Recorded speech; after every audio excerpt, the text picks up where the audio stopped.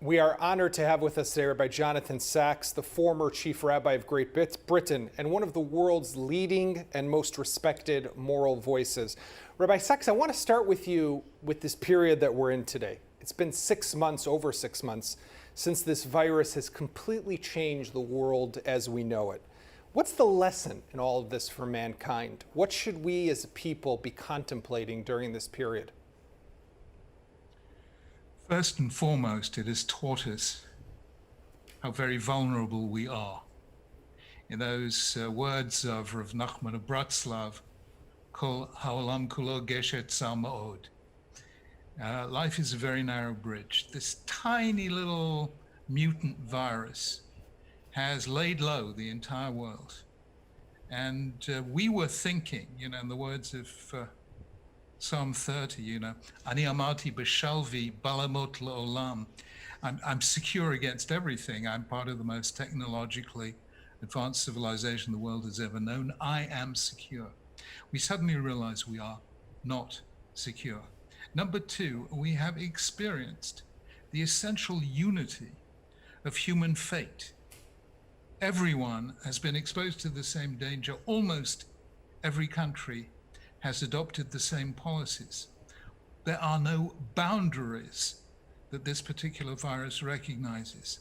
And therefore, this should lead us to a sense of the unity of the human condition. I'm not sure that it will, because I don't think our political leadership is necessarily up to it. But we should have seen how all humanity is one. And I think the third thing is, something basically Jewish, which is instead of looking back and lamenting the past, the most important thing we have now to do is to focus on healing and the future. And I know that labs in Israel have been doing this. They have been in Oxford here in Britain. Right. We really have to, God has given us the ability to cure many and most diseases, and we now have to do it here. Rabbi, in your most recent book, Morality, Restoring the Common Good in Divided Times, which came out just recently, you make the case that society has undergone a cultural climate change. And tying into what you had just said, it's also about in which this change is where individualism has been eroded, right? Collective morality, or individualism has taken over and has eroded collective morality. How does this tie in also to what we're seeing right now? People care more about themselves. They care less about the collective. This is also part of what we're experiencing. 100%. There was a Catholic historian called Paul Johnson who wrote a book called A History of the Jews, one of the best histories of Jews ever written. And I wondered how this Catholic had come to learn so much more about Judaism than most Jews know. And Elaine, my wife, and I invited him for dinner one time many years ago. And I said, Paul, you must have spent years studying Jews and Judaism. What most impressed you about them? And this is what he said. He said there have been many individualistic cultures in history. 4th century BC Athens, 2nd century Rome, the contemporary West. There have been many collectivist cultures in history, Soviet Union, Communist China. He said, I only know of one case that managed both at the same time, and that is Judaism. It teaches individual responsibility and collective responsibility. Now, that was the insight of a Catholic looking from the outside. Of course, what he was doing was giving a translation of Hillel's famous dictum, Im ein ani li mi li, if I'm not for me, who will be? But k'shani la'atzmi me'ani, if I am only for myself, what am I?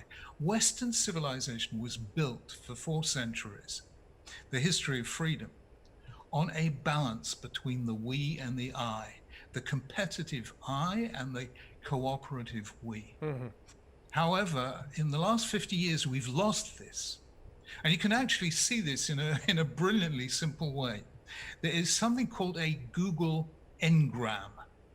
A Google Ngram is a search that Google do of the entire literature that it is digitized. It has everything published, for instance, in English since 1800. So you can just rapidly search that entire literature for the appearance of certain words.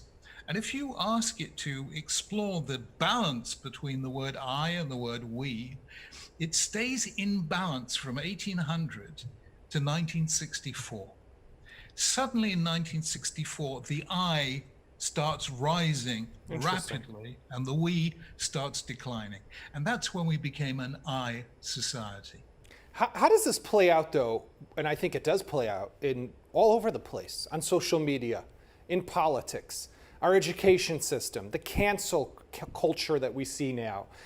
How can we avoid disaster? How can society regain the moral compass that it once had, right? You mentioned 1964. I don't know if that's the cutoff point, but we once had this sense of working together, being unified, working as a collective. We no longer have that. And we see the way people fight, the mudslinging that goes on across the board. Is there a hope?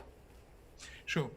First of all, there's always a hope. Jews are I call Judaism the voice of hope in the conversation of humankind. Hope is our speciality. Is there a hope? Well, very interesting. You know, what happened through this pandemic was the most curious, I don't know if anyone noticed this, the most curious empirical test of I versus we ever. Because already in March, it was announced that wearing masks did not protect you against others, but it did protect others against you. So wearing a mask was a measure of altruism. It said you cared about others as much as you cared about yourself. Right. Now you go around the States, you go around Britain, and you see how many people voluntarily wear masks. And the answer is very few. They see it as an infringement of personal liberty. Those societies have become the most I societies in all of history. And it's showing in mask wearing, but you can see it much more dramatically. And that is, if you look at the countries that have done well with the pandemic and the countries that have done badly, Britain and America are amongst the worst in the world. America has, 6 million people infected, 190,000 deaths, both of them far and away the worst in the world.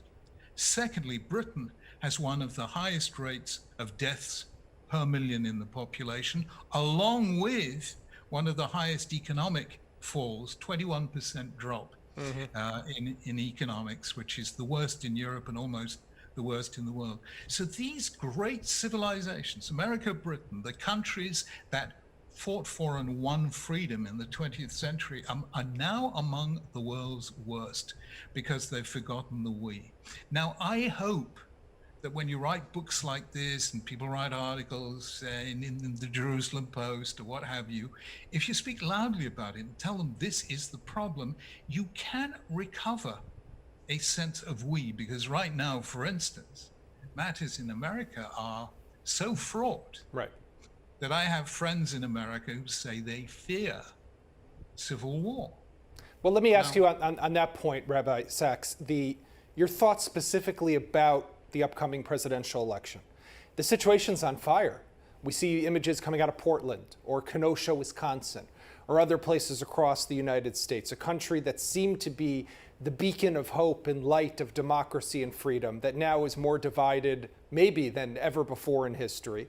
And I think that from an Israeli perspective, we look at this also and we're concerned, has Israel become a political football in America today? Yeah, you can't let a country become fragmented and divided because, as Abraham Lincoln said, a house divided against itself cannot stand. You cannot actually let this happen. And it seems to me that America is the one country more than any other in the entire world who based its politics on Tanakh, on the Hebrew Bible. It has taken the concept of covenant, brit, more seriously than any other country. Wasn't the only one in the 17th century, but it did. Right. The Mayflower Compact was a covenant. John Winthrop aboard the Arbella in 1630 was a covenant. You look through the American presidential inaugurals, they either talk about it or hint at a covenant, or they use some Jewish reference, like Clinton's second inaugural. We have come to the promised land, let us make it a land of new promise. What did Lincoln call the American people? The almost chosen people. They modeled their history on us. Right. And how did we, at the beginning of Jewish time, create a sense of unity? Number one, by having a story that we all share. That's the story we tell on Pesach. And even though we have 4 children, wise, wicked, simple, and can't ask, and they all read it differently, nonetheless, they're reading the same story. The first thing a nation has to do is have a story. Number 2, it has to have a day in the year when it tells that story and it celebrates being Jewish or being American the way we have on Pesach. And thirdly, it then has to empower young people to do something to build that society in accordance with our ideals. And no country, I think, right now does that as effectively as Israel. Through Tzahal, through Sherut Leumi, every young Israeli somehow serves the Jewish people. And that makes young Israelis more impressive than almost any young people I encounter. Well, so on that note, what I want to ask you is about Jewish peoplehood, which I know is a topic that's very close to your heart. You've spoken about and written about and worked for that for decades. But it seems that sadly today there is this maybe unprecedented divide between Jews of Israel and Jews of the diaspora. And one recent example of this was when the famous American actor Seth Rogen was quoted saying, "Israel makes no sense in today's world." What are your thoughts of this? Can we bridge that divide? Can we reach and impact the hearts of people like Seth Rogen? Or is that a lost cause today? Well, I'm sure Seth Rogen is a lovely human being. And I'm sure he's deeply wise. But I'm inclined to say, Seth, stick to the acting.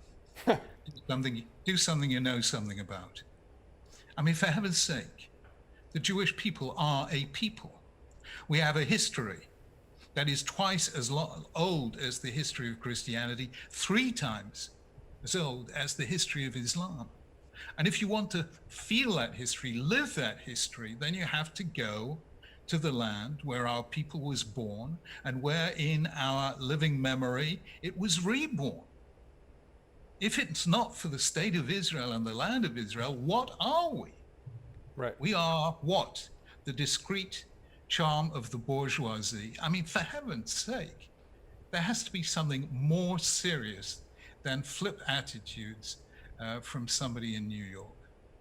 Rabbi, we have 1 minute left, and I would be remiss if I didn't ask you, when this period of time of the month of Elul, the Jewish high holidays, what do you say to the millions of Jews around the world who will be celebrating these holidays of Rosh Hashanah, of Yom Kippur, of Sukkot, some of the most festive holidays in our Jewish calendar, in the confines of our homes, without synagogue, without family meals, without all of what these chagim usually bring to us? What message can you give them of inspiration, of hope in this time? Well, first of all, we are the most communal, perhaps, of all religions. So we've been hit hardest by this inability to be together. But Jews have been incredibly creative. We've done a lot of communicating by Zoom. It ain't all gloom if you've got Zoom. That's my position. And it's been great because what Zoom does is recreate something that's absolutely fundamental to Jewish life. You know, the buzzword of our time will be globalization. And for most people, it's the newest of the new. But in truth, since the destruction of the Second Temple, Jews have been scattered right across the world. And yet they saw themselves and were seen by others as one people. They were the world's first global people. And that's what we have to do right now. It will be a moment where we're going to have to celebrate Rosh Hashanah a little bit in the mind, not just in the flesh. Right. The Torah gives two descriptions of Rosh Hashanah. It calls it Yom Teruah, the day when you blow shofar. But in another part of the Torah, it calls it Zichron Teruah, the day you remember the blowing of the shofar. And so if you are not able to hear the shofar, though I hope you will be able to, but if you're not able, do what you can to remember and think about the places where Jews have blown shofar in the past. I remember 1968 when I was in New York and heard the Lubavitcher Rebbe blow shofar. I will remember the time I took the Archbishop of Canterbury to Auschwitz on the 70th anniversary of Kristallnacht, and I blew shofar. You think of the refuseniks, you think of the Holocaust survivors. Right. Somehow or other, the shofar, where is a voice of penitence, by all means, it's a sound of tears, but it's also the sound of Jewish defiance. We have defied fate. That is what makes us the strongest people on earth, and it is what makes us so important to the rest of the earth. May I wish all your readers in the Jerusalem Post, all the members of the Kyiv Jewish Forum, a special personal wish to Chief Rabbi Yaakov Bleich and to Klal Yisrael everywhere. May I wish you all a Ketiva v'chatima tova. May it be a year of good, of blessing, of safety, and of health for us all. Rabbi Jonathan Sachs, it was a pleasure and honor to have you with us today. Thank you very much. Thank you. Okay. Rabbi, great. Thank you so much for being with us. We really appreciate it. And Gemar Chatima Tova, Ketiva Chatima Tova to you as well. Thank you. Thank you so much. Okay.